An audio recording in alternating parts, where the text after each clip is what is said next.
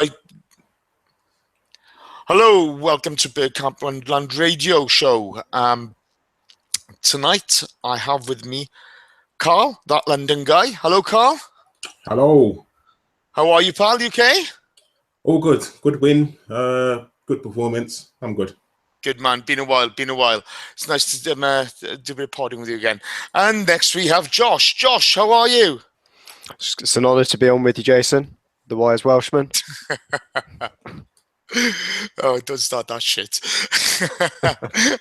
Yeah, it's the first time we've podded together, so it's nice to finally do it with you, and nice to do it on a day where we get 3 points as well. Normally get the arse end of the stick when it comes to results. So, okay, yeah, as you can tell, Danny's not with us. He's in bed. Kris isn't with us. He's been sunk off Plymouth. Good enough for the fucker. Fucking pirates, honestly. Have you seen his hair? It's terrible. Should we spend this whole podcast talking about Kris's hair, or do you want to talk about the game? I mean, Kris's hair would take up a lot of work, but as good or as bad as it is, let's just talk about the game. Okay. Righto. Right, guys. Is anybody on the actual YouTube account? Can you see if we're streaming? Are we streaming? Because mine's frozen here.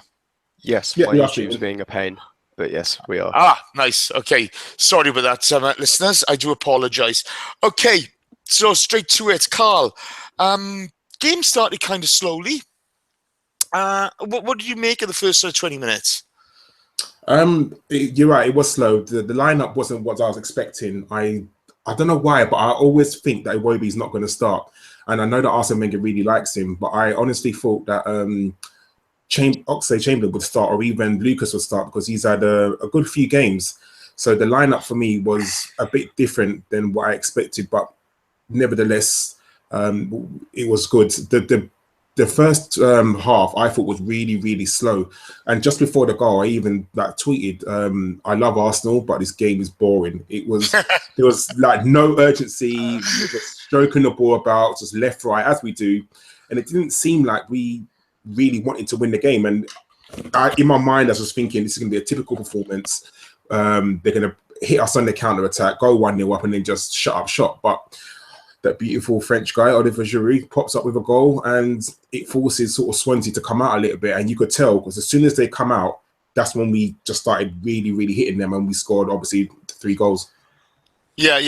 I mean, it's strange, isn't it? It's always a bit difficult when you go to a club who've been in a bit of trouble and they get a new manager. Paul Clement, he's coached at the highest level. Real, Barca, PSG, he's got an impressive CV, and they've come off the back of a Premier League win with them as well. Josh, same old story kicking off the game, a la Preston, a la Bournemouth. It was a difficult start for us. I know we've spoken to you a bit before, but what did you think?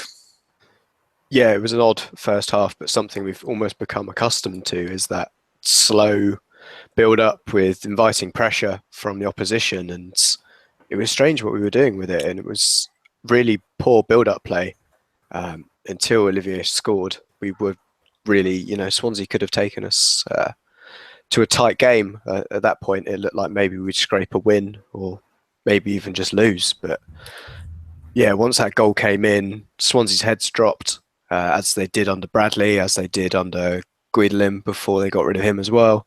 So I think we were fortunate to get the goal, and yeah, once we did, we just pressed on. Yeah. Right, we'll go straight to the goal. I know they had a chance with who had the first chance? At Daya? I can't remember. But let's go straight to the goal. Oli Giroud, ball gets put across by Ramsey. He misses a sitter, and then comes back off the rebound, off the Sanchez cross where Ozil knocks it down, and he finishes it. Karl, what did you make of that? I was cursing him for missing that first chance.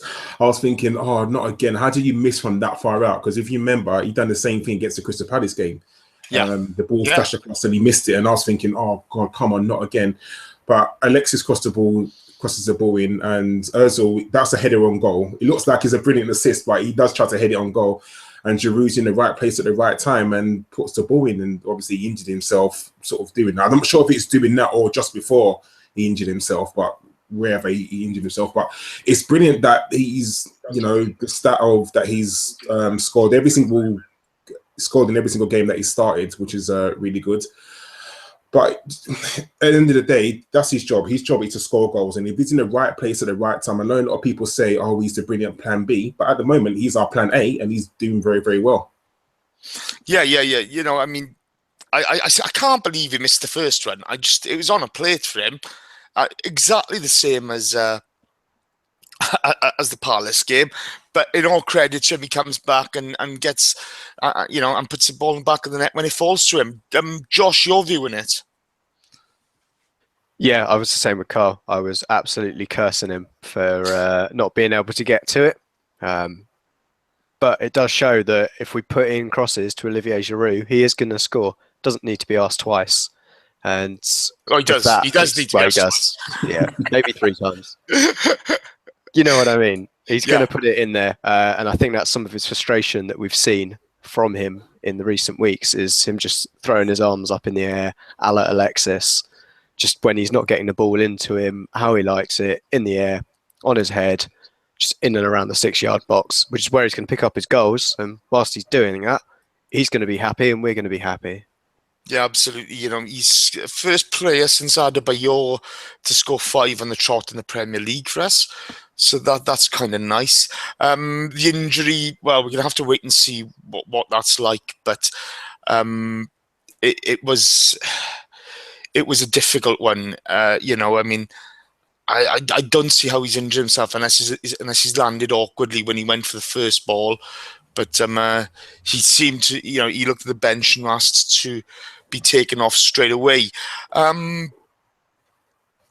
He played on. He seemed to run it off, but came off at half time, or in the 60th minute. Sorry. Any concerns about that, guys? Karl, I'm coming to you. No, I think he should be okay. He didn't look like the injury was that bad. I think it was enough for others to take him off, but I don't look like it's that bad. My sort of only concern is if he's injured, come off the pitch. When he came out for the second half, it was almost like, what are you doing? It's almost shades of when he was it that got injured and Wenger kept him on and then he was out for ages. Whoever, I can't remember, last season. But if you got a player injured, take them off. Don't risk it. I think it was Santi was last season. But if they're injured, take them off the pitch. You got options. That's the reason why you have substitutes, and that's the reason why you have different options on the bench.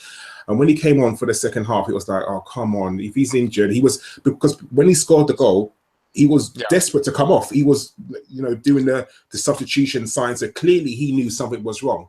I don't know what happened in that dressing room for the 15 minutes. The magic sponge obviously made an appearance, but it was, for me, if a player's injured, don't take any risks. Just take them off the pitch, because you don't know when you send them out again and they start running up and down the pitch or they get a heavy tackle, that could aggravate the injury. Yeah.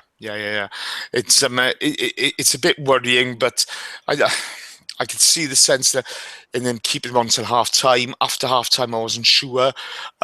Josh, your thoughts on that? How did you see it? It looked just like an impact injury, really. That looked like taking a heavy tackle from the defender who was coming in to claim the ball, as well as Fabianski. I thought he should have just stayed on, to be honest. I disagree with Karl. I thought it was an impact injury, one of those that you think stings for a bit, and you do need just a little bit of deep heat or cold freeze, whatever it is, something in a can that you'd see on Sunday League that would just numb that area for the next 5 minutes, and then at half time assess it. So I was happy we didn't take him off too early. But that being said, if it turns out to be ligament damage, I'm going to have egg on my face. It is a difficult one. It is a difficult one. So the first half, I mean, it was much, it's exactly the same as we've seen for the last few games, really, wasn't it? We didn't have much influence. We were they came out to show their manager what they want, that they were up for the fight. They pressed really well. We struggled with that. And we kind of soaked it up, and then we went for it. It's very difficult to see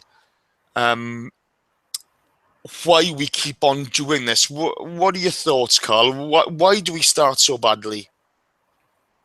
I think my personal opinion is that we don't show respect to the opposition. For me, it's almost like the team saying, it's Swansea, they're at the bottom of the table, we'll be able to do this. And for me, it's just almost a lack of respect to think no matter how much we play, we'll be able to beat them in the end. And obviously, 9 times out of 10, sometimes that's what happens. We outplay the opponents and we sort of run them down to the ground and we score. But for me, it's just like this game. If you score early, it forces the team to have to come out. And then obviously, once a team comes out against Arsenal, we are one of the best teams in world football to pick apart a team. If a team's sitting back and they're happy, any team that can get a draw against Arsenal, whether it's home or away, they're happy with that. The teams at the bottom of the table, if they can get a point against Arsenal, they're happy. If we force a team to come out and play against us, we are going to tear them apart, just like Swansea tried to do, and that's what happened. Yeah, it's difficult. Josh, I mean, on the main pod this week, the guy spoke about the setup. Again, we seem to get outnumbered in midfield. Our wingers don't tuck in. We don't seem to have that right.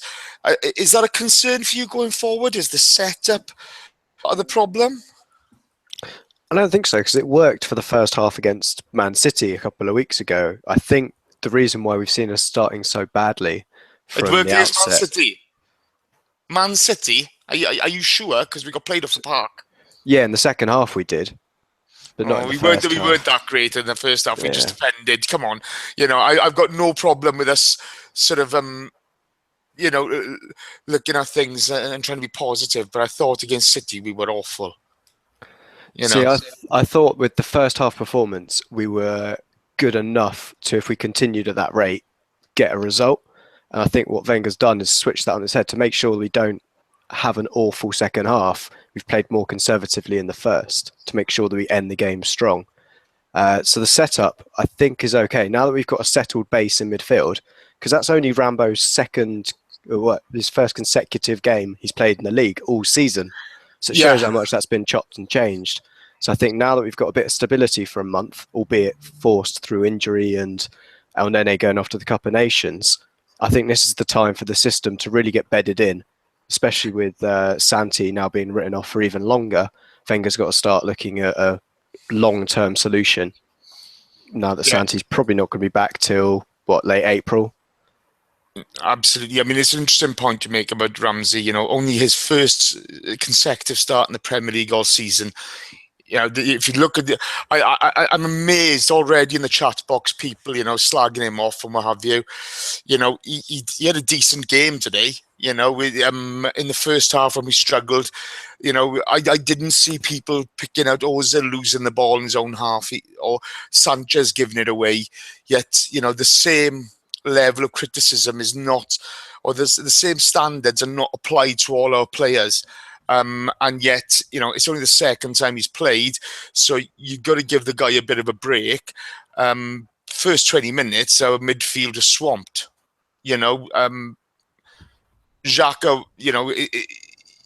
it was exactly the same.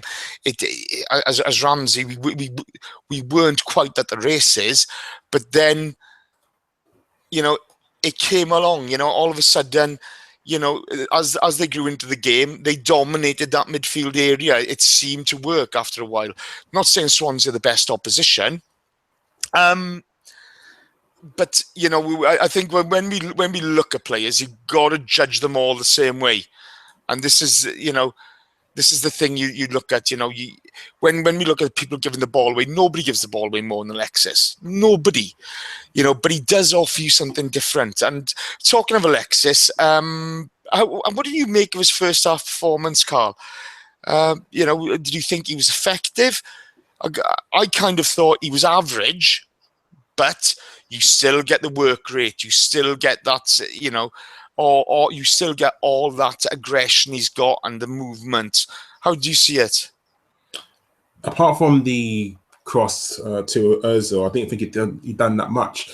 The problem was with Alexis, yeah, you're right. He gives the ball away a lot, but majority of the time, when he runs to try and get the ball back, that's what people like. People want to see him sort of pressing high up the pitch and hammering down opponents. And when he does that, it almost compensates for when he has a bad sort of game. People think, oh no, Alexis is okay because he hurries players along. You're right what you say. I think if you're going to criticize players like Ramsey, and for some unknown reason Ramsey seems to be the fans' favorite for you to criticize, you have to criticize the likes of Ozil when they don't play well, criticize the likes of Alexis when they don't play well. At times it tends to, those two get a free ride. And Alexis today, he didn't play brilliantly, but like you said, Jason, he pops up with a goal and he pops up with an assist, and that almost compensates of when he does something bad. Yeah, it's crazy, isn't it? You know, I mean, he's a special player. We know that. We'll come on to the end of it. We'll come on to Alexis again at the end, towards the end of the show, when you get taken off.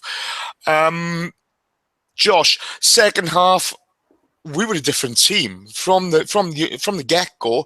We really went at them. How did you see the beginning of the second half?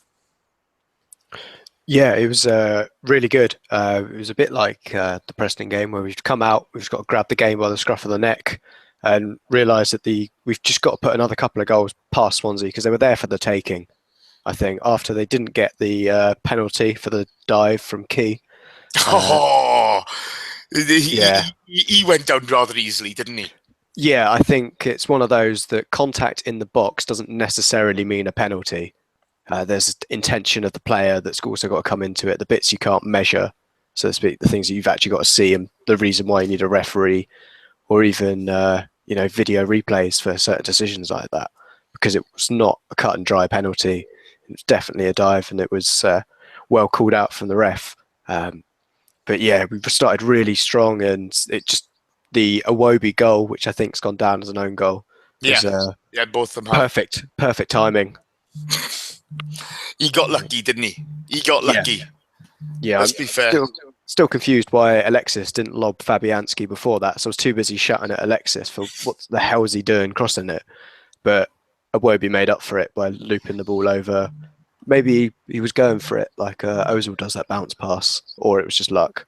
I felt for Fabianski. I got to be honest, he'd made a great save from Ramsey earlier with his leg, and then he gets caught out with that. Karl, what did you make of that first goal? How did you see it?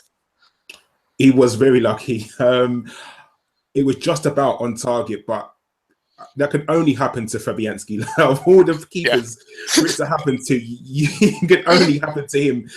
It was, a lot of luck, but at the end of the day, sometimes we need a bit of luck. And that, for me, as long as the ball goes into the back of the net, I don't really care how it goes in. A goal is a goal, but yeah, very, very lucky. Yeah, it's strange, isn't it? When if something like that happens to us. And to be fair, I don't seem to remember us scoring many own goals this season. We've been pretty good in that way, But I think I'm a firm believer in you make your own luck, and the pressure we put on them told poor Jack Hawke. I mean, it was a bizarre goal. And we kept on dominating from there in, and lo and behold, it will be. What Josh, you describe it to us, the third goal. I mean, I put it down as an Ollie Giroud OG hat trick. That's just going to go down as. But how did you see that?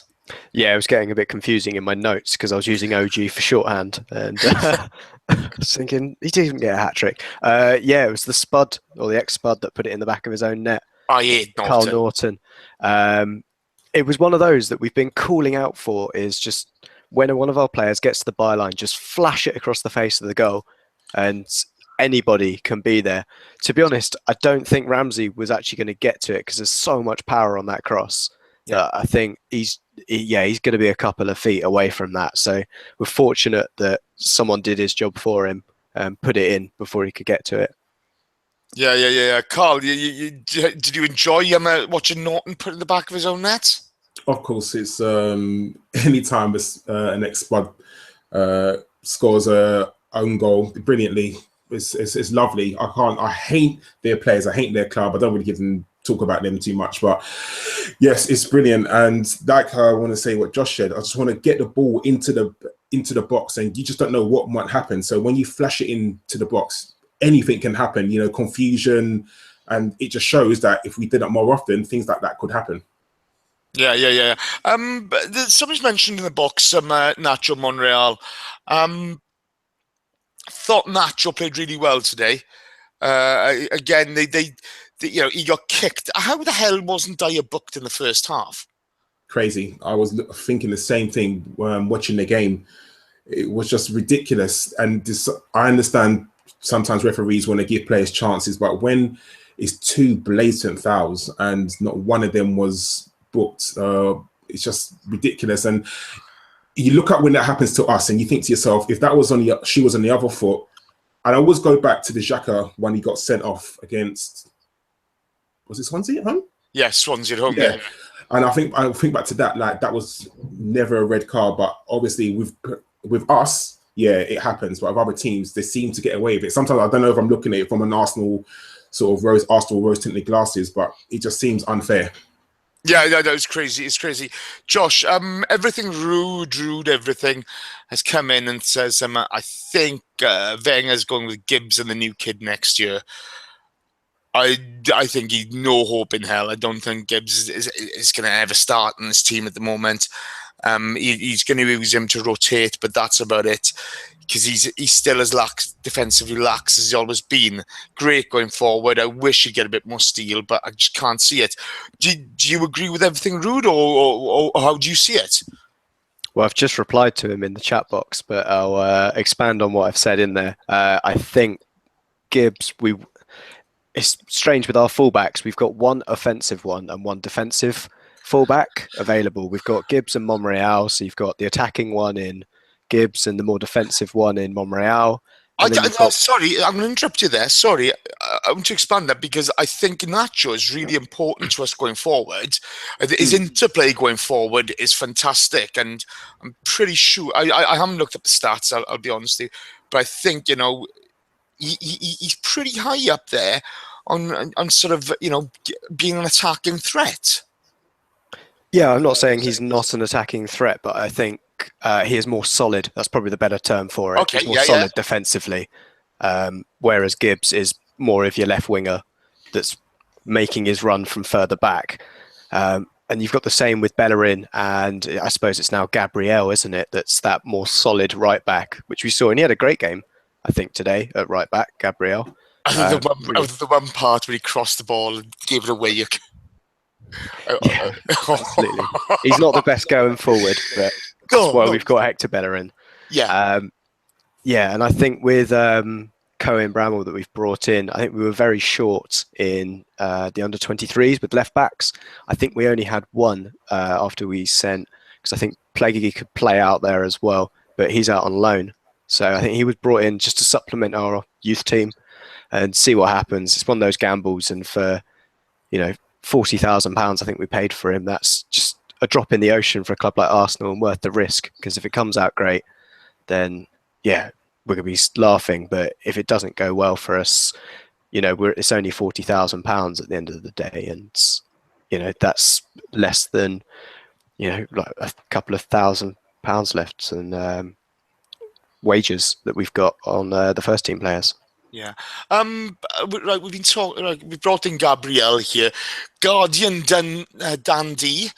Gabriel was shite. Oh, you'd have been harsh there, aren't you, mate? Karl, how did you make of that? Did you think he's been a bit harsh on poor Gabriel there? He's not a right back. He comes in, he's solid defensively for us there. I thought he made an effort to go forward. Yes, he's technically limited. When he gets further up the park. But how did you see his performance? It was good. I mean, we didn't concede, so he can't have been that bad. The way I see it is, if we concede, then obviously you look at what defenders thought it was or how the goal came about. he's no Hector Bellerin, so he's not going to be up and down that wing, crossing the ball in. That's not his game. That's not how he is. He's a centre back playing at right back. So he was solid defensively. Not many times a player went past him. He's not going to be, like I said, not going to be up and down that wing just like Hector Bellerin is. So if you're comparing him to how Hector is, of course you're going to say, oh yeah, he didn't have a good game, but we didn't concede. He had a solid game. So to say he was shit, yeah, that's quite harsh. Yeah. It was a strange game. I mean, we get 2 own goals that it Warby's earned, to be fair to him. I mean, unless you put the shots in, they don't come. We dominated the midfield second half, even though we'd been kind of outnumbered for the first 20 minutes or so. They come all guns blazing. And then the 4th goal, Josh, it kind of falls to Alexis, and he just buries it. Talk me through it. Yes, it's the Ox comes down, a guy down the wing, a guy who's shown this season that he can put a cross in, and a great vision to pull it back to Rambo, who tries to get to the ball, but I think it comes off the defender who's trying to clear it, and Alexis is alive and paying attention and just buries it, as you say, hits it on the volley into the corner of the net and wheels away for 4-0. It was a really great goal, something we expect any kind of forward player to be putting in, not necessarily with that great technique, but at least to put it in the back of the net. It's one of those that, yeah, you expect it to go in. Yeah.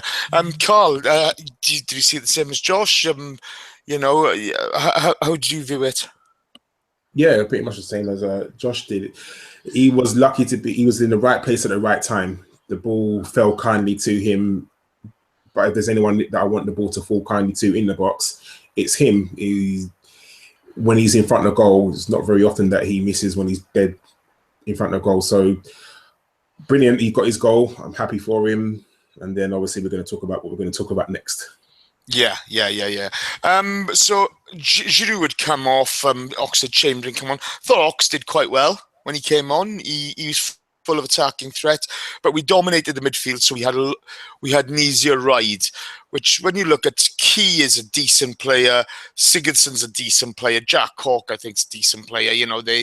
They're a decent unit there. I know they've had a tough season at Swansea, but we dominated that area. Ozil I thought was a bit quiet, but just coming back off illness. A nice game for him to bed himself into, so you can't be too harsh on him. And then the boss does what people have been clamoring for him to do all season. You look on Twitter. I hate to bring Twitter into this, but if you look on Twitter, bring them off, rest them. He takes off Sanchez and Ozil. Now Ozil comes off, no problem. Sanchez, it seems to be all about him. I thought his reaction to getting subbed off was pretty fucking childish, to be honest. I retweeted Chaz Nicky Burden, who's been on the pod a few times. He writes for 442, and he describes Sanchez as maybe the most selfish player he's ever seen at Arsenal. Now, I know he wants to win, but was there really any need for that? Josh, talk me through it. Yeah, so camera comes Josh? To him and he's just... You got me? So yeah, you got you now. Yeah, go. Yeah, so say that the camera comes to him and he's just, head between his legs and cut over his head, and just the most awful body language I've seen from any player who's just been told to come off and get a rest. It's not like he's injured. That's the kind of thing you expect from a guy who has just had a season-ending injury, to be almost crying on the bench. And we've just said, go on, mate, it's 20 minutes off. I would agree with you that he does look selfish, and he does want to be that Billy Big Bollocks in the team. Wants to play every minute. And I think he just needs to have a sense of perspective, and he is becoming and seeming like a little immature. So there was no need for it, was there? It was just silly, you know. Again, the team 4-0 up. He's got his goal. He's had a pretty average game, to be honest. In certain ways, he's had man of the match, which I was quite shocked at. But I thought it was a decent team performance today. You know, where we actually we actually came out and we played better as a team. Karl, go on, you talk me through it. Without actually knowing exactly what happened, it's hard to sort of comment. From the outside looking in, it does look like he was angry about being substituted. I would love to hear what Arsene Wenger, because obviously the press are going to ask Arsene Wenger about it, but without knowing all the details, it's very hard. But from the outside looking in, it looks like he just got angry. The fact that he sat away from the whole team, he didn't even sit on the bench. He sat in front of the dugout, put his hood over his head, wasn't watching the game. Yeah, the body language looks like it was very, very negative, and that's not really nice. And if his body language is like that, then in my mind, I'm thinking, well, maybe he's not going to sign. And even if he does sign, is he almost holding the team to ransom to say, right, unless you play me every minute of every game, this is how I'm going to act? Because even Arsene Wenger said that when he was left out of the team against Preston, he wasn't happy about that. And you think to yourself, like, you're getting a week's rest. Like, just, I know you want to play every minute, I know you want to play every game, but just calm down. At the same time, I understand that Arsene Wenger likes to protect his players. He really does. But when your body language is like that, sometimes Arsene Wenger's going to have to come out and say, you know, we took him off. He wasn't happy. Let it go. Like, it's very hard to judge what was going through his head and what he was thinking. But like I said, from the outside looking in, it looks like he's just a petulant child, and he just wasn't happy about being subbed off. But at the end of the day, if your manager, just like football is a work, it's a job, and if your manager tells you to do something, you do it. So I don't understand. You may not like it, and sometimes you do react angrily, like I do at work when my manager tells me to do something. I don't like sometimes doing it, but I have to do it, and I wouldn't act like a petulant child just like that. Yeah, it comes in the question. It's professionalism, I think, and I find it quite strange because you've got a guy, he'll play up top, he'll play on the left, he'll play on the right if you ask him to. You know, the amount of effort he puts into the pitch, you cannot question. Okay, you can't question his effort on the pitch. You know, I thought today he was average, but you know, again, you know, he'll chase down every ball. He comes up with a goal. You know, you got to give him his credit in that light. But you know, these are professional football players. Surely, he's got to grow up a bit. You know, you look at Giroud. Giroud showed his frustration at not starting. He comes back and answers in the perfect way. Good performances. Okay, forget the Scorpion celebration. You know, we're all human beings. But it's just a really difficult situation to see one player detract from a good team performance at the end of the day. Okay, we started badly, but, you know, come on. Why are you taking away from a really decent performance from the team?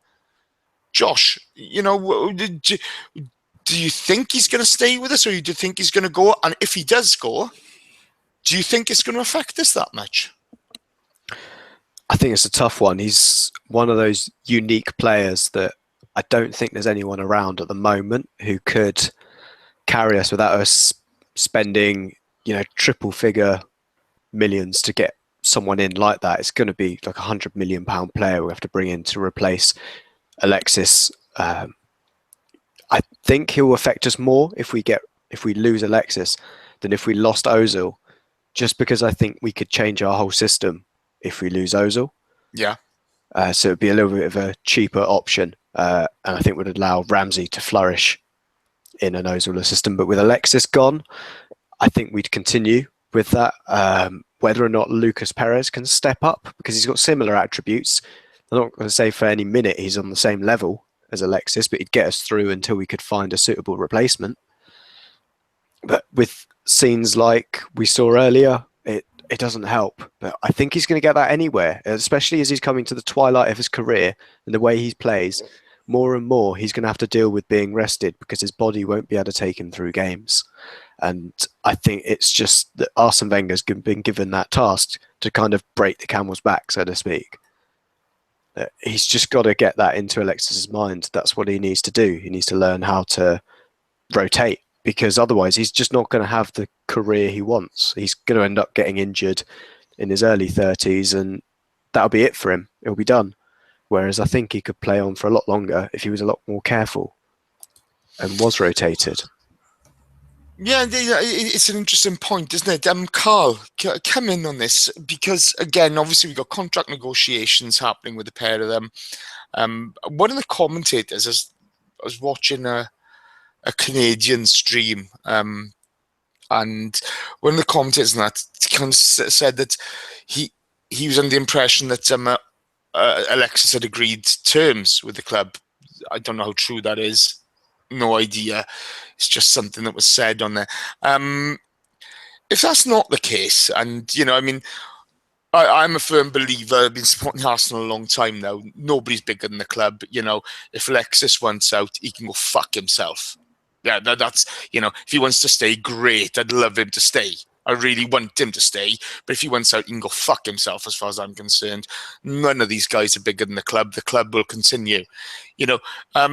But surely, do you think Arsene sees it as leave him express himself? He's South American. He's emotional. That's who he bought.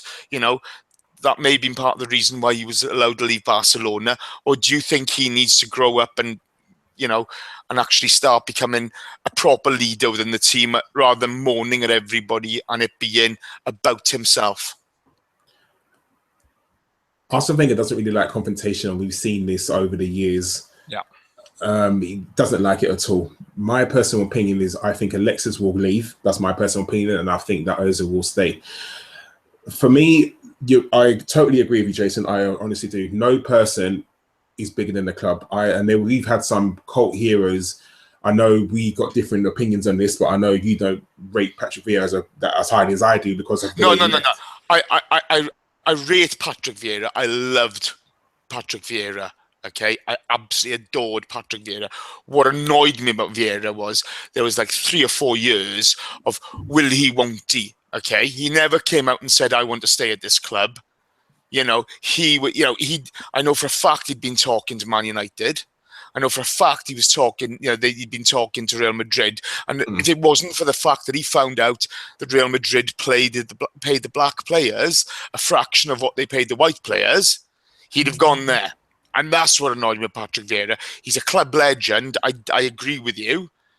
But the way it was summer on summer, all the speculation with him, he can go fuck himself. You know what I mean? That's the way I see it. I get what you're saying. And no, there's not very many players in world football right now that will stay with the club for the whole of their career, especially sort of players from overseas. It doesn't really happen that often. Alexis, for me, he is the talisman in our team. He is arguably the best player in our team. And if we lose him, I think if we lost him, how much would we really get for him with only a year left in his contract? You're thinking so in the summer, he's only going to have 1 more year. A team is not going to pay more than 50 mil for him, I don't think. And he's worth so much more. Alexis is worth probably 80, 90 million the way he plays. I know his age may be a factor, but he's worth so much more. And the problem is replacing him. I know you may not get a like-for-like replacement. Now, it may force us to change sort of how we play. And then you're thinking, who do we go for? Do we go for a left winger? Do we go and replace him with a striker? Like, what position do we replace him with? Someone out wide. And for me, I know it's redundant talking about this now, but Draxler would have been perfect. But obviously, he's gone to PSG now. But for me, it's who you replace him with. Is it a Royce? Someone like that? I just don't know. Ozil, if we lost him, I understand that we would change our style. We definitely would change our style. And I know a lot of people say, it's not necessarily that Ramsey would flourish, but there are more people in world football who could replace Ozil than there are that can replace Sanchez. And that, for me, is the key. I don't think he's going to stay. I honestly do think that Sanchez will leave, and it's just how Arsenal then sort of react to him leaving. See, this is the thing. I'm not sure he will leave. I genuinely, I look at Alexis Sanchez, and if you look at his behaviour today after the game, you know, there are some clubs that will take him. He's not going to go back to Barcelona, okay? So the money he wants, he's not going to get in Germany. He's not going to get in Italy. The only place he'll get it is Real or City United, so to speak, or China. I can't see us selling to another Premier League club. I just genuinely can't see us selling. So I don't think it's as clear cut as everybody thinks. I think there's a lot to happen with Alexis Sanchez. But PSG will pay the money, won't they? PSG would. Yeah. That's another option. Yeah, but I'm just not sure there either. I think there's only a number of places he could possibly go to. Okay, so whether it be PSG, I don't think he's going to go to Real. They've got the transfer ban, and they've got Bale, and they've got Ronaldo. There's a lot happening there.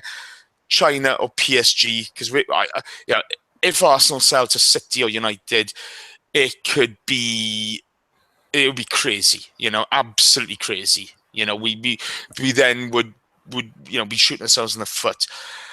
But again, all this conversation stems from his behaviour.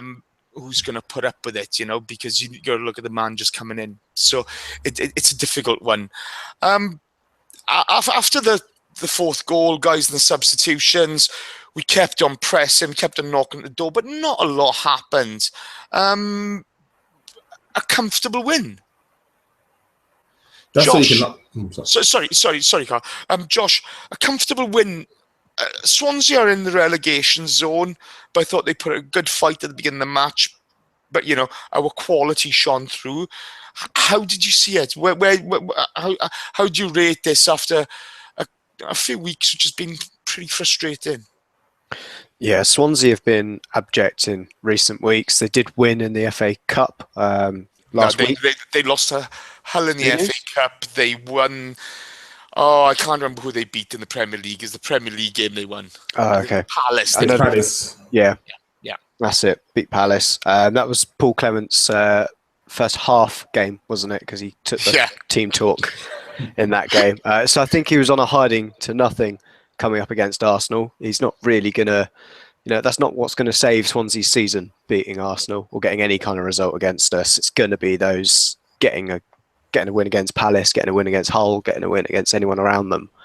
So I think once we breached their defence, they knew that that's it. That their only chance of getting anything out of the game was, making sure that we didn't score against them.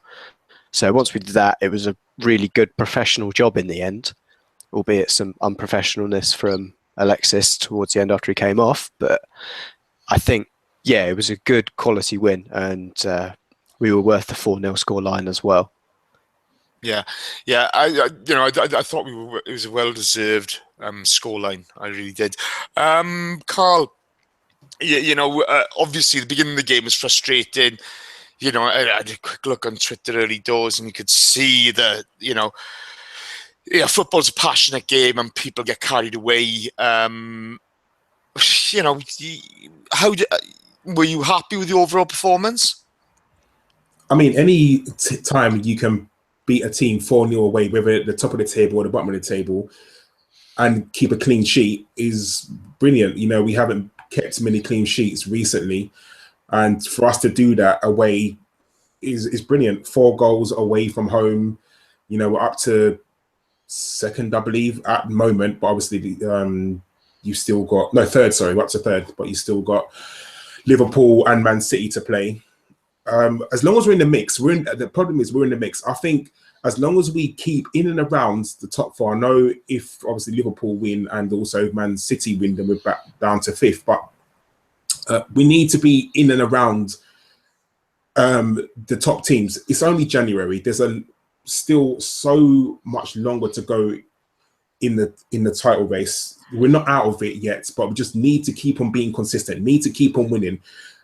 We just need to at the present, I hate to say this, keep on Chelsea's coattails, because that's at the moment we are. And we, at present, we have to hope that Chelsea drop points. That's the only way that we are going to kind of get this title, is other teams above us drop points. We still have to play Chelsea away. We still have to play Liverpool away. We still have to play Man United at home. We still have to play Man City at home. So there are, if we can take points off those teams, and I know people say, we don't do well against the top teams, but you don't know what kind of results are going to happen. You don't know what could happen. You don't know injuries, Costa's having a madness at Chelsea at the moment. So that could disrupt their, I know they're winning at the moment against Leicester, but you don't know what's going to happen with Costa. So that could disrupt their season as well. So all these little things can come into context and could help Arsenal. Yeah. I mean, you look at it, our next run of games in the Premier League, we've got Burnley home, then we got Watford home, then Chelsea away. I know we've got the FA Cup tie in between, but Norwich and Southampton are yet to sort of play that out. It's a nice little run up to the Chelsea game. And, as long as we're getting 3 points, if you look at this, the first time we've got 6 points out of Swansea City since 1982. Okay, so that's not to be sniffed at. It's another monkey off the back. If you look at it last season, it was one of the most abject performances I've ever seen from the Arsenal against Swansea at home last season. And it was part of the reason, we didn't actually end up challenging for the title. The West Brom game, etc. We were frigging awful. So it's nice to see it. Any questions from the chat box? Come on, guys, give us some questions. Also, I know Kris puts a lot of effort into this, even though he's sunk at the moment off the coast of Plymouth. If you could give him, Kris, a thumbs up in his box, that would be lovely. Thank you. He enjoys that always. Let's have a look here. Okay, Daniel Cronin. Today's behaviour aside, isn't the question of whether Ozil and Alexis stay ultimately going to determine who manages the team next season, whether it's Wenger or someone else? Josh, we've heard reports that Ozil wants assurances on Arsene Wenger staying at the club until he signs or whatever. How do you see it? I think it does make sense that in any club, that if a player doesn't know what their manager's going to do, he was the man that brought them to the club. So if a new guy comes in, does he still want Mesut Ozil to be there? Does he still want your Alexis Sanchez to be there? Or does he want to bring his new ideas in? And a player who could have got a better contract elsewhere, earlier, around now and can start negotiating with other teams, is stuck at Arsenal where he's not getting games because the man who's getting replaced doesn't have the same faith that Arsene has in the group of players that he's got. Yeah. Karl, your thoughts on it? Again, there's a lot of talk about it. I find it a bizarre situation. I mean, it's like the Aaron Ramsey conversation at the moment. I think it's absolutely fucking pointless. Okay, half the time, because I think Arsene Wenger is going to stay on for another 2 seasons. That's all I can see happening at present. I don't think there's the right man out there. But, if Ozil wants him to stay, do you think it's worth keeping him on, or do you think it's time for him to go? How do you see it? What do you think? I'm going to say my unpopular view. I do think it's time for Arsene Wenger to leave. I think we can't keep him forever and ever and ever. And at the same time, we can't keep, although Ozil is a wonderful player and I want him to stay at the club, we can't have the players dictating who manages them. I don't know if Ozil's worried about if he's going to be played next season. Ozil's one of the top 2 players in the club, so he's guaranteed to start. But I think, obviously, when you love the manager and you love the players around you, you want reassurances. Surely, Arsene Wenger doesn't know what he's doing next season yet. He probably hasn't made a decision yet. Just like with in 2014, before the FA Cup win, I was almost sure that he was leaving until he won that trophy. I think if we had lost, he would have definitely left. Again, I'm not a Wenger in or Wenger out, but I just think that it's time for someone new ideas, a new approach. If it's between losing Arsene Wenger and keeping Ozil, then yes, by all means, Arsene Wenger stay and keep Ozil. I definitely would like that. But for me, going forward, I do think there needs to be change within the manager. I think that's a fair point, mate. I wouldn't. I'm torn on it. I'm really not sure. I think he's going to stay. I'm not against change. I struggle to see what he's trying to do in the midfield at the moment. I think it's baffling at times. We get outnumbered at the beginning of the games, yet we seem to manage to play away into them. But again, the opposition's not been great recently. And I think maybe, you need the right man to come in. I think that's what it all boils down to. I think you really need the right man to come in.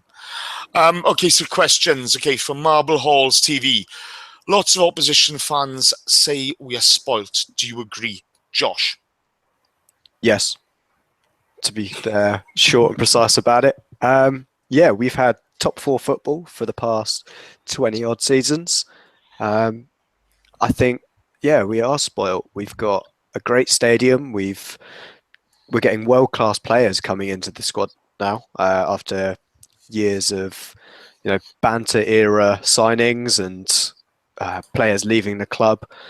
I think we're onto something now. I think we're so close to kicking on. I think we're just one level below an elite club, and it's just I think we're expected to be an elite club already because we've got the elite facilities, and now we're getting elite players. I think there's just people out there that think maybe we haven't got an elite manager, and that's what he's doing at the moment, is trying to build that squad to kick it up to that level. It's only a marginal gain we need, but once we do it, we'll be. I think we'll be unstoppable. Yeah, it's you look at it, continuous Champions League football, consistency in finishing in the top 4, which I know a lot of people say it's not winning the title, but let's be honest. The Champions League TV money and playing in Europe every season is an absolute winner for signing certain players. We just need to start winning titles again. That's the big thing. Can Arsene Wenger do it? Yeah, I hope so. But I think we are slightly spoilt in some ways, but we've shot ourselves in the foot a lot as well. Karl, unique 79. Should Welbeck start on the left or up front when he's fully fit? What do you think? Depends on the opposition. It depends on who you're playing. I'm a fan. Towards the beginning of the season, I wasn't a fan of playing Alexis up front. I'll be honest with you. I was not happy because I thought it was the reason why we didn't buy a striker. But, credit where credit's due. When he started up front for a period of time, he was brilliant. He was absolutely brilliant. For me, I would start Welbeck on the left. First of all, I would keep Alexis up front, and obviously you still got Giroud. So and what I'm liking at the moment is that we've got options. We've got Giroud that can play out front. We've got Alexis that can play out front. We've got Lucas that can play out front. That's what was lacking in Arsenal's game for a few seasons, options. And if we can keep those players fit, this is what makes me have a bit of faith and a bit of belief that we can make a title charge. Because we're not going to be playing the same players week in, week out. Hopefully, Arsene Wenger will rotate the squad. And Danny Welbeck, for me, is a massive, massive boost. I hate to say this, and I'm not Arsene Wenger, but it almost is like a new signing. It really is. Oh, I know. Oh, no. Get the claps now. I know. Karl, go fuck yourself. Go fuck yourself. Go fuck yourself. I hate to say, but it is, because at the end of the day, he's going to bring something new to our team. He can, imagine you're a fullback and you're tired, and Alexis has been running you ragged, or Iwobi's been running you ragged, and then Welbeck comes on and he has to run on. He's going to run at you. You're going to be pissed. So for me, like I said, it's not a new signing, but it is brilliant that we've got options. I know. I'm so sorry. You utter fucking cockwaddle. Yeah, I can't believe you said that. Oh, God. Oh, you shit. Oh, God. Oh, my life. I mean, the thing with Danny Welbeck is, he's not the most prolific scorer. He's not the most prolific in front of goal. He's not like Alexis Sanchez, but he's full of effort and he's full of industry. And, I just hope he can get back to a place where his fitness, he can earn the right to get back in the team. It's something which, it would be nice to see that competition. I think at the moment getting Theo back, fit is a little bit more important to us, in all fairness. Okay, K-Man 209. How do you guys feel about the team speed? Feels like we're lacking. Josh, you can take that one. Yeah, I think our build-up play has slowed down in recent weeks. I think we were going for something more like Leicester were doing last season with a fast-paced counter-attack, which I think has slowed down since Giroud's come back into the team. Just because that's how he plays. He prefers a slower build-up, which has led to some poorer performances, because I think that ability of us to blow away teams with our pace has been the reasons why we've struggled in recent weeks. However good Giroud is, and I think he is a brilliant plan B, and I think that's where it's coming down to the problem, that he's a plan B that we're playing as a plan A at the moment. I think we should have persevered with Alexis up there at the moment, and I think, yeah, that's what's causing our speed issues. But do you think that's happened because Theo's been out? Because Theo's been injured, all of a sudden, you got a Warby playing on one flank who isn't the paciest. Let's be fair. Okay, yeah, we're not playing Lucas. We're not playing Ox, who are pacey, and you could give you options. I find it a bit of a struggle because I think there's enough pace in the team. Okay, but you're just playing two in the middle. You're playing Ozil further up the park, so again, you're missing that extra link in midfield, or a deeper link with Ozil, and we're not actually going. I'm picking the pace here, guys. We've got enough pace in the squad, but we're not utilising them. And even when we do, it's only kind of Lucas or Ox on occasion who actually get the ball in, because with Ollie Giroud, he's great in the air. So why aren't we utilising these players to get the ball across? What do you think? Yeah, I'm really shocked of why Ox hasn't had more of a look in this season, because a bit like Lucas, but I think he's gone more under the radar, is how good a season the Ox is having. He's scored more goals than he has in any season for us, and he's probably the best crosser as well. So why we haven't got him out on the right flank whilst Theo's been out, I don't understand, because he's perfect for that. He is that replacement, especially if we're going to start playing Giroud through the middle, which he's the perfect link-up man for him. We saw it when he came on, that he can cross the ball into the box. He knows how to pick out a guy that's there. It's just a case of, why is he not playing? I think it's more of a case that we should be banging the drum for that, rather than why Lucas should be playing at the moment. I think that's fair comment, to be fair. I think Ox has covered himself in, he's done well for himself this season, and it must be frustrating for him that he hasn't had a bit more opportunity, because, I think Iwobi's done well today. I really do, but I think at times, I like Iwobi, but it's awful difficult for a young player now, because when you play in the Premier League, you're judged on Premier League standards. So it's a very, very hard learning curve for these guys. But, he hasn't always sort of deserved his place in the team, whereas I think Ox and Lucas, they've come on, they've done nothing wrong. They've other than, Lucas has been accused of not tracking back. Well, neither does Iwobi. It's very difficult. It's a good headache for the manager to have. Okay, another question, Karl. Right, this is from. We're going to go Marble Halls TV again. If we get fifth, would you take winning the Europa League? We've only ever got 2 European trophies. untrue. We've got the Fairs Cup as well. Oh, yeah, sorry, there's only 2 European trophies. Sorry. We lost that fucking bastard Naeem. I fucking hate Naeem. I fucking hate him. Would you take that, Karl? What, 5th and the Europa League, yeah. I mean, you still get into the Champions League if you win the Europa League. So, yes, I would, because you're still in the Champions League and it's a trophy. I know people will slate the Europa League and say, oh, it's a Europa League, it's not a Champions League, blah, blah, blah. It's another trophy in the trophy cabinet. Like, why would you turn your nose up at any trophy? It's like when people say, oh, but we've only won the FA Cup. It's still a trophy that you've won and someone else hasn't won.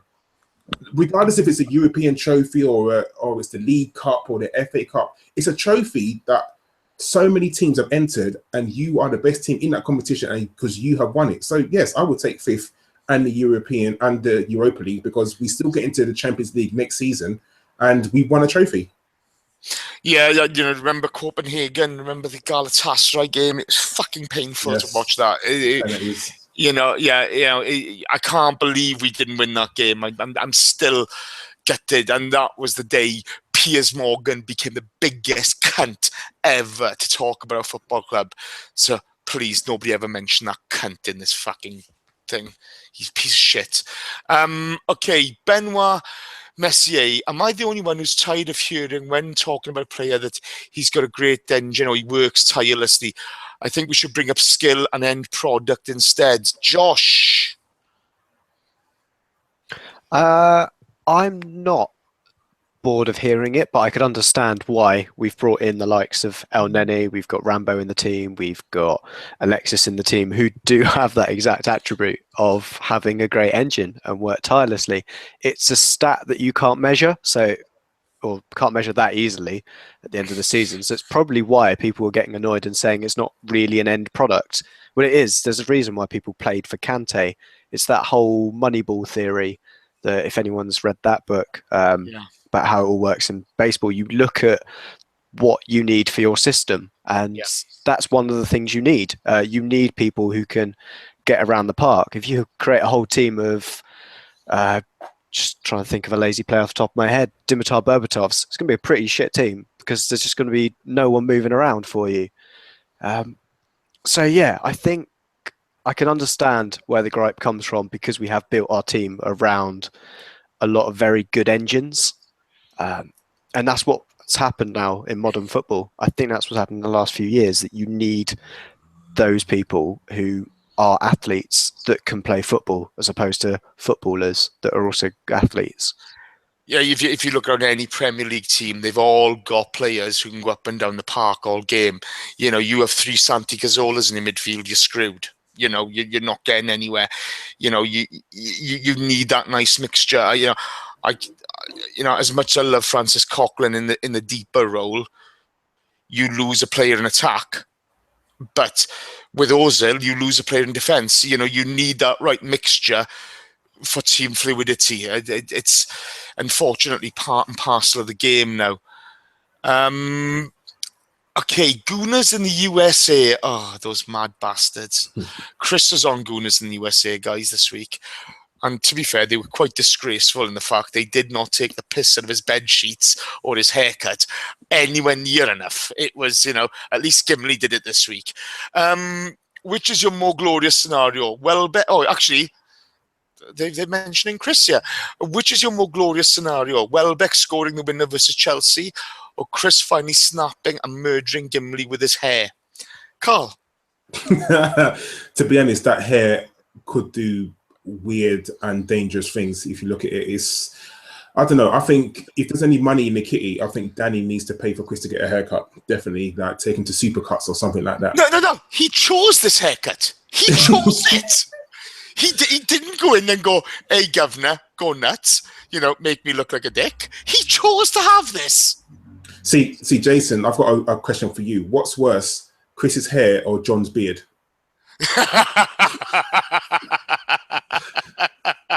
Oh, shit, you put me on the spot now. Kris's hair. Kris's hair, I'm sorry. Tom is not going to be happy about that, but it's definitely Kris's hair. It's awful. It's something different. Considering his new job now, I want to see is he going to change his hair for his new job? No, apparently the new dress code in or whatever it is, housing or whatever in Plymouth is now purple suits, bad cowboy boots, and shit haircuts. Oh God, so he's overqualified then. Yeah, absolutely, absolutely. Come on, Josh, get in there. Stick the knife in. Yeah, it's true. I'm gonna have to stick up for my fellow ginger in Gimli and say I reckon we could fight off that hair, because as bad as it is, I think the only thing that Gimli's going to die of is laughing too much, because it's so awful. Sorry, Kris, but it is. The finest moment for Kris was when Raj set up the account Indie Kris and then forgot the password. Still my finest moments. Okay. Everything rude everything again. Lucas is a waste of £17 million. Let's be honest. For what he's being used for, give Akpom those minutes. Josh, I think that's a bit harsh. I do think he should be used a bit more, but I think Akpom, has fucking Danny's fault this is. Honestly, I'm never going to pronounce Chubba's name properly again. Akpom. Thank you. It does seem strange for me, Chubba, when he's had chances, he's a young player developing. I think he needs loan time, because playing up front, you do get, you do get absolutely pilloried if you miss chances. Yeah, Lucas has shown. I know you're not going to criticize the play everything, but it's. He's shown he can contribute, and he contributes to goals. Do you think Wenger should play him more? I know you've mentioned Ox, but surely he's earned the right for a couple of starts. I think the reason why Lucas basically hasn't been used as much as we think he should have been is because of how well Alexis has played through the middle. I think he was that contingency plan that if Alexis couldn't change his game to play through the middle and do what he did at the beginning of the season, we had a player who did exactly that last year in La Liga, in Lucas. So now that Alexis has basically cemented the fact that he should be our first choice centre forward, we've got to go, right, shit, we need to give Lucas minutes because we spent £17 million on the guy. Where do we put him? And we've had to put him out right. And comparing him to Akpom, it doesn't really wash with me, to be honest. Akpom had an awful season on loan last year at Hull. He definitely wouldn't have scored a hat-trick against Ludogorets. He wouldn't have scored against it was Middlesbrough as well that Lucas has scored against. I don't think he would have had the same return if you'd given him the same amount of minutes. And it was good that we've brought in an experienced stopgap player, because that's what's been missing from this squad for a while.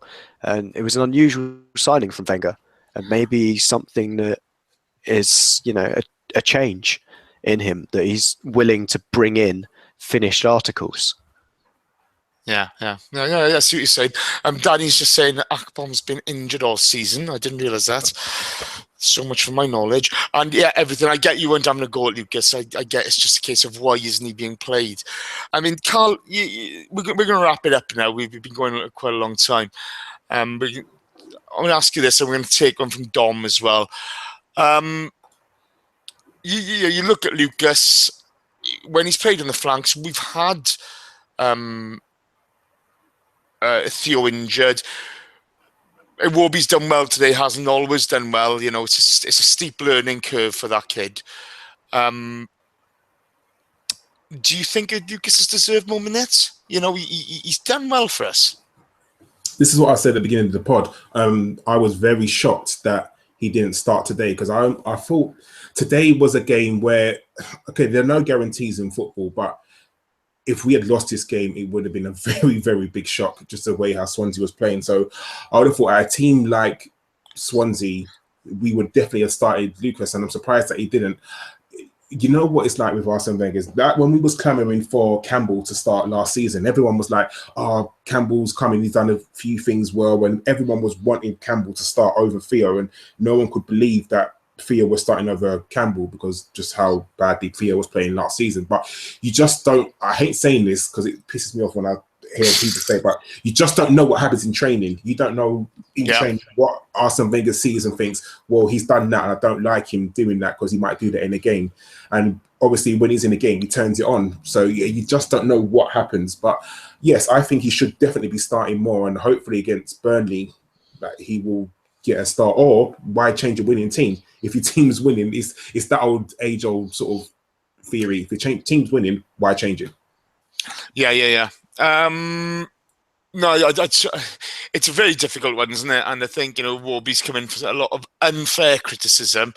But again, like I said earlier on, when you play in the Premier League, there are no hiding places. And let's be honest, we know Arsenal, especially Twitter, it's fucking deranged. It is. It's beyond belief some of the abuse that's handed out to our players. I may call Patrick Vieira a cunt for leaving. And I will. I have done. But I loved that man. I adored him as one of our players. It's only when he left I'd ever call him it, because, he represented our club with great honour and distinction when he was there. He's a true Arsenal legend. The likes of Alexis and Ozil aren't even on the first step to becoming Arsenal legends, as far as I'm concerned. They need to commit to the club and, put in season after season performances. Our Dom has put in a stat in the group. We're gonna wrap it up. We're gonna talk about this quite quickly, and then that's it. It's from Was the Gooner, and it's at Was the Gooner, and he's a really interesting follow. Was the Gooner he's on Gooner Ramble along with Clive, who was a guest on the podcast this week, and it's a really excellent podcast this week. I thoroughly enjoyed listening to it. But they do a podcast called Gooner Ramble together, and this one states the Xhaka Ramsey pivot have played 312 minutes together, scored 13 goals, won every 24 minutes, and conceded 2. I thought they were fucking terrible, weren't they, Josh? Oh, I don't know. It's only the second time. Well, we've gone over it before. How many times Rambo's appeared in back-to-back games? I think that's the measure that we should be looking for, is consistency. I think the Xhaka Rambo pivot has probably appeared in some quite easy games for Arsenal, so the stats don't tell the whole story. Yeah, especially if they're turning up against Swansea and we're knocking 4 past them, and a clean sheet. This is the first season we've ever taken 6 points off Swansea. So regardless of that, you got to look at it that way. It's very difficult to measure, isn't it? Yeah, I think we need consistency, which I think we'll have over this next month. We'll have Xhaka and Rambo as that pivot.